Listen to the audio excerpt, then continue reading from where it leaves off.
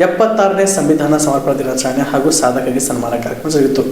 ಕಲಬುರಗಿ ನಡೆದ S M Pandit ರಂಗಮಂದಿರದಲ್ಲಿ ಕರ್ನಾಟಕ ರಾಜ್ಯ ಸರ್ಕಾರಿ, ಅರೆ ಸರ್ಕಾರಿ, ಪರಿಶಿಷ್ಟ ಜಾತಿ, ಪರಿಶಿಷ್ಟ ಪಂಗಡ ನೌಕರರ ಸಂಘದ ಜಿಲ್ಲಾ ಘಟಕದ ಕೇಂದ್ರ ಕಚೇರಿ ಕಲಬುರಗಿ ಸಹಯೋಗದಲ್ಲಿ 76ನೇ ಸಂವಿಧಾನ ಸಮರ್ಪಣಾ ದಿನಾಚರಣೆ ಹಾಗೂ ಸಾಧಕರಿಗೆ ಸನ್ಮಾನ ಕಾರ್ಯಕ್ರಮ ಜರುಗಿತು. ಕಾರ್ಯಕ್ರಮವನ್ನು ಉದ್ದೇಶಿಸಿ ಆರೋಗ್ಯ ಮತ್ತು ಕುಟುಂಬ ಕಲ್ಯಾಣ ಇಲಾಖೆ ಉಪನಿರ್ದೇಶಕರಾದ ಅಂಬಾರೆ ರುದ್ರವಾಡಿ ಅವರು ಮಾತನಾಡಿದರು. ಒಂದು ಪುಸ್ತಕದಲ್ಲಿ ಭಾರತ ಸಂವಿಧಾನದ ಪೀಠಿಕೆ ಈಗಾಗಲೇ ತಮ್ಮೆಲ್ಲದರಗಡೆ ಓದಲಾಗಿತ್ತು. ಒಂದು ಮಾತು ಈ ಸಂದರ್ಭದಲ್ಲಿ ಹೇಳಕ್ ಬಯಸ್ತೀನಿ. ನಾವು ಪರಿಶಿಷ್ಟ ಜಾತಿ ಮತ್ತು ಪರಿಶಿಷ್ಟ ಪಂಗಡದ ನೌಕರರ ಕ್ಷೇಮಾಭಿವೃದ್ಧಿಯ ಒಂದು ಕೇರ್ ಟೇಕರ್ ಆಗಿ ನಾವು ಇವತ್ತು ನಿಮ್ಮ ಮುಂದೆ ಇದ್ದೀವಿ. ನಾವು ಏನಾದರೂ ಅವರಿಗೆ ಹೆಲ್ಪ್ ಮಾಡಲಿಲ್ಲ ಅಂದರೆ ಖಂಡಿತವಾಗಿ ನಾವಿದ್ದು ಇರಲಾರ್ದ ಹಾಗೇನೆ. ಹಾಗಾಗಿ ಬಹಳ ಜನರಲ್ಲಿ ನಾವು ಪರ್ಮನೆಂಟ್ ನೌಕರದಾರರು ಮತ್ತು ನಾವು ಕಾಂಟ್ರಾಕ್ಚುಯಲ್ ಸಿಬ್ಬಂದಿಗಳು ಅಂತ ಅನ್ನೋದು ಭೇದ ಭಾವ ಕಡೆ ನೋಟಿಸ್ ಬರ್ತಾ ಇದೆ. ನಾವು ಕೆಲಸದಲ್ಲಿ ಸಂಬಳದಲ್ಲಿ ಅದು ಇರ್ಬೋದು, ಆದರೆ ಕೆಲಸ ಮಾಡೋದ್ರಲ್ಲಿ ನಾವಿಬ್ಬರು ಒಂದೇನೆ. ಕೆಲ ಕಡೆ ಬಹಳ ಕಡೆ ನಾವು ನೋಡ್ತಾ ಇದ್ವಿ. ಆದರೆ ಆ ಒಂದು ರೆಗ್ಯುಲರ್ ಸ್ಟಾಫ್ಗೆ ಕೊಡುವಂಥ ಸವಲತ್ತುಗಳು ಕೆಲವರಿಗೆ ಮತ್ತು ಈ ಅರೆ ಸರ್ಕಾರಿ ನೌಕರರಿಗೆ ಸವಲತ್ತುಗಳು ಬಹಳ ಕಡಿಮೆ ಇದೆ. ಆದರೂ ಇವ್ರಿಗಿಂತಲೂ ಹೆಚ್ಚಿಗೆ ಕೆಲಸ ಮಾಡ್ತಾರೆ ಅವರು. ಎಷ್ಟೋ ಕಡೆ ನೋಡಿರ್ಬೋದು, ಹಾಸ್ಟೆಲಲ್ಲಿ ನೋಡ್ರಿ ಕುಕ್ಸ್ ಆಗಿರ್ಬೋದು, ಅಥವಾ ಹಾಸ್ಪಿಟ್ಲಲ್ಲಿ ನೋಡಿ ಕ್ಲೀನರ್ಸ್ ಆಗಿರ್ಬೋದು, ಸ್ಟಾಫ್ಗಳಾಗಿರ್ಬೋದು. ಸುಮಾರು ಜನ ಕಡೆ ಇಲಾಖೆಯಲ್ಲಿ ಅರೆ ಸರ್ಕಾರಿ ನೌಕರರೇನು ಕಮ್ಮಿ ಇಲ್ಲ. ಅದು ಯಾವತ್ತೂ ಅವರಿಗೆ ತೊಂದರೆಗಳು ಜಾಸ್ತಿ ಆಗ್ತವೆ, ಅವರಿಗೆ ಸಮಸ್ಯೆಗಳು ಜಾಸ್ತಿ ಬರ್ತವೆ.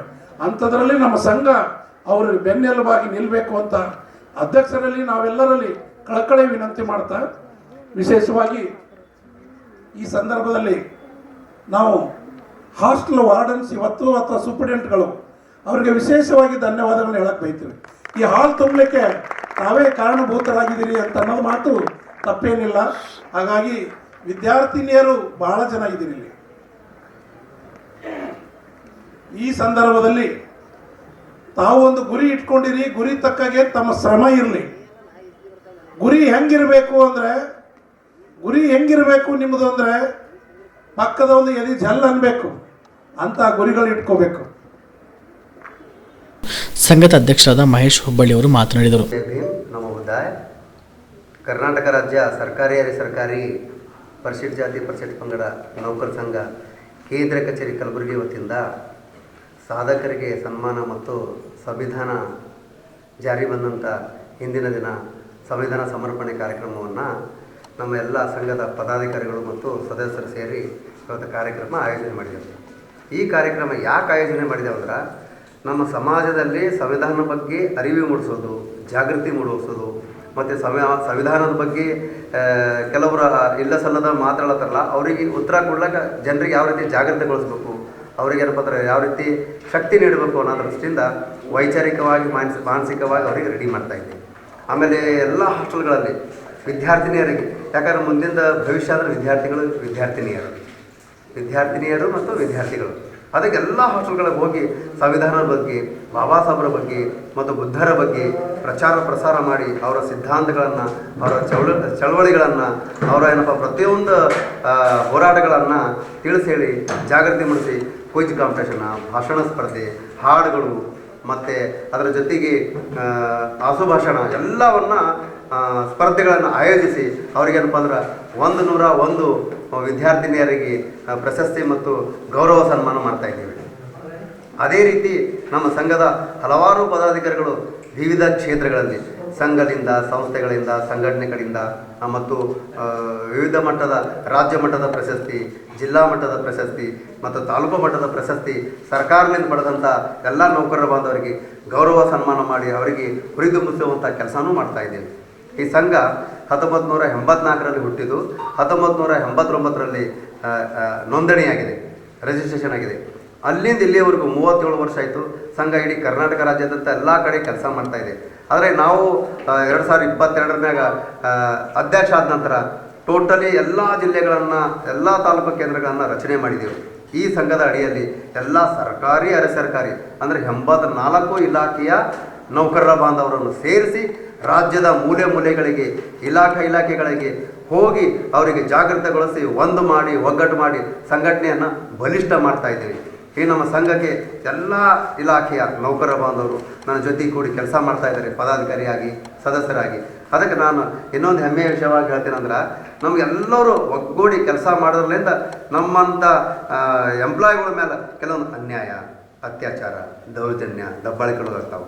ಆ ಅನ್ಯಾಯ, ಅತ್ಯಾಚಾರ, ದಬ್ಬಾಳಿಕೆಗಳನ್ನು ಸರಿಪಡಿಸ್ಲಾಕ ನಮ್ಮ ಸಂಘದ ಪದಾಧಿಕಾರಿಗಳು, ಸಂಘದ ಎಲ್ಲ ಸದಸ್ಯರು ಸೇರಿ ಅವರಿಗೆ ನ್ಯಾಯ ದೊರಕಿಸಿಕೊಡುವಂಥ ಕೆಲಸನೂ ಮಾಡ್ತಾ ಇದ್ದೀವಿ. ಆಮೇಲೆ ಈಗ ಹಲವಾರು ವರ್ಷಗಳಿಂದ ಬ್ಯಾಕ್ಲಾಗ್ ಹುದ್ದೆಗಳು ನಿಲ್ಲಿಸೋಗ್ಯಾರ. ಆ ಬ್ಯಾಕ್ಲಾಗ್ ಹುದ್ದೆಗಳನ್ನು ತುಂಬುವುದ್ರ ಮುಖಾಂತರ ನಮಗೆ ನ್ಯಾಯ ದೊರಕಿಸ್ಕೊಡ್ರಿ ಅಂತ ಮಾನ್ಯ ಮುಖ್ಯಮಂತ್ರಿಗಳಿಗಾಗಲಿ, ಸಚಿವರಿಗಾಗಲಿ, ಶಾಸಕರಿಗಾಗಲಿ, ಅದೇ ರೀತಿ ಸರ್ಕಾರದ ಕಾರ್ಯದರ್ಶಿಗಳಾಗಲಿ ಮನವಿ ಮಾಡೋದು, ಅವರನ್ನು ಒತ್ತಾಯಿಸೋದು, ಅವರಿಗೆಂತ ಎಚ್ಚರಗೊಳಿಸುವಂಥ ಕೆಲಸ ಕೂಡ ಸಂಘದ ನಿಟ್ಟಿನಲ್ಲಿ ಕೆಲಸ ಮಾಡ್ತಾ ಇದ್ದೀವಿ. ಅದೇ ರೀತಿ ಹಲವಾರು ದಿನಗಳಿಂದ ಏನಪ್ಪ ಅಂದ್ರೆ ಸಂಘದಿಂದ ಸಾರ್ವಜನಿಕರಿಗೂ ಕೂಡ ಸಂವಿಧಾನದ ಬಗ್ಗೆ, ಬಾಬಾ ಸಾಹೇಬ್ರ ಬಗ್ಗೆ, ಬುದ್ಧನ ಬಗ್ಗೆ ಜಾಗೃತಿ ಮೂಡಿಸುವಂಥ ಕೆಲಸನೂ ಮಾಡ್ತಾ ಇದ್ದೇವೆ. ಯಾಕಂದ್ರೆ ನಿರಂತರವಾಗಿ ಈಗಿನ ಜನ್ರೇಷನ್ ಬರೀ ಮೊಬೈಲ್ ಜನ್ರೇಷನ್ ಆಗಿದೆ. ಹಿಂದಿನ ಕಾಲಾಗೆಲ್ಲ ವಿದ್ಯಾರ್ಥಿ ಯುವಕರು ಓದ್ತಿರು, ಬರೀತಿರು. ಈಗ ಹೆಚ್ಚಿಗೆ ಮೊಬೈಲ್ನಾಗ ಇರೋದ್ರಿಂದ ನಾವು ಮೊಬೈಲ್ನಾಗ ಹೆಚ್ಚಿಗೆ ಧ್ಯಾನ ಕೊಡೋದೇ ನಿಮ್ಮ ತಂದೆ ತಾಯಿ ಬರೆಸಿ ಶಾಣ್ಯರು ಮಾಡಬೇಕು, ವಿದ್ಯಾವಂತರು ಮಾಡಬೇಕಂತ ಇದ್ದಾರೆ.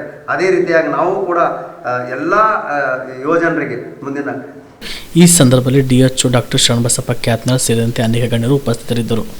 Star care multi speciality trauma emergency 24x7 ತುರ್ತು ಚಿಕಿತ್ಸಾ ಸೌಲಭ್ಯವುಳ್ಳ ಆಸ್ಪತ್ರೆ. ಕಲಬುರಗಿ ಜಿಲ್ಲೆಯ ಖ್ಯಾತ ಅನುಭವಿ ವೈದ್ಯ ಡಾಕ್ಟರ್ ಪ್ರಶಾಂತ್ ಮಾಲಿ ಅವರ ನೇತೃತ್ವದಲ್ಲಿ ಅನುಭವಿ ವೈದ್ಯರ ತಂಡದೊಂದಿಗೆ orthopaedic, neuro surgery, general medicine, urology, gastro surgery, paediatric, obstetric, gynaecology, cardiology, neurology ಸೇರಿದಂತೆ OPD, IPD, ICU, NICU, ultrasound, 2D echo, laboratory, major OT ಸೌಲಭ್ಯಗಳೊಂದಿಗೆ ಎಲ್ಲ ರೋಗಕ್ಕೂ ಒಂದೇ ಸೂರಿನಡಿ ರಿಯಾಯಿತಿ ದರದಲ್ಲಿ ಸ್ಟಾರ್ ಕೇರ್ ಆಸ್ಪತ್ರೆಯಲ್ಲಿ ದಿನದ 24 ಗಂಟೆ ಎಮರ್ಜೆನ್ಸಿ ಚಿಕಿತ್ಸೆ ನೀಡಲಾಗುವುದು.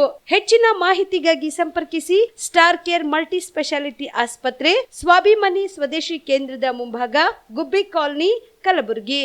ಮೊಬೈಲ್ ನಂಬರ್ 9066906614 ಅಥವಾ 8472360239.